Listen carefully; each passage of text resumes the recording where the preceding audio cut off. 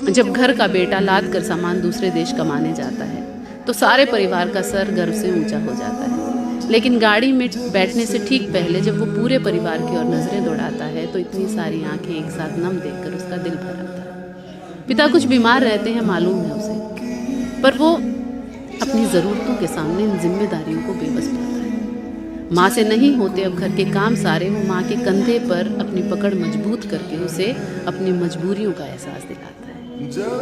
जैसे ही गाड़ी बढ़ती है नुक्कड़ से कुछ आगे, एक सन्नाटा सा दिलों में पसर जाता है और मैं फिर आऊँगा कहकर वो हवा में हाथ हिलाता है, लेकिन ठीक उस वक्त उसकी आंखों से एक आंसू गिरकर उसके होठों पर दम तोड़ जाता है। और कौन कहता है कि केवल बेटियां होती हैं, बेटों को भी एक ही दहलीज से नम आंखों के साथ न जाने कितनी बार विदा किया जाता है। पता है, कभी भी किसी लड़के से पूछ के देखना, मतलब चाहे वो आपका मेल बेस्ट फ्रेंड हो, चाहे अपने भाई से पूछ के देख लेना कि भाई तू किसी चीज से परेशान है क्या, तेरी जिंदगी में कोई दिक्कत, कोई परेशानी चल रही है क्या।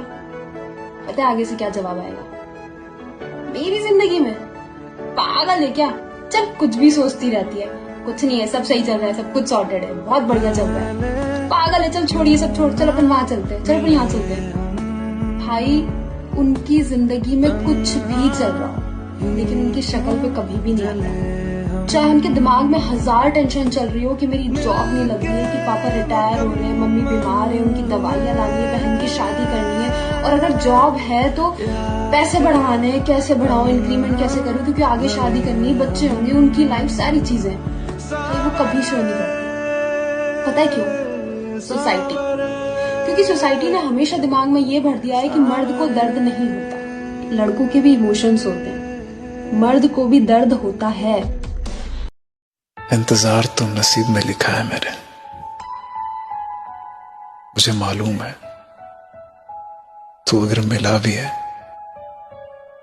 तो मुझसे बिछड़ने के लिए।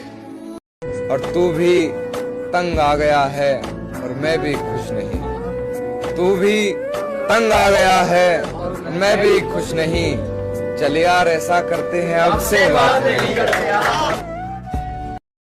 तुम्हारे तक मैं बहुत दिल दुखा के पहुंचा हूँ, तुम्हारे तक मैं बहुत दिल दुखा के पहुंचा हूँ, दुआ करो कि मुझे कोई बद्दुआ न लगे।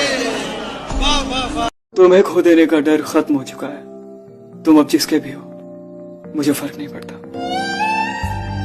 बड़ा ही जानलेवा है साहब ये अहम होने का वहम होना।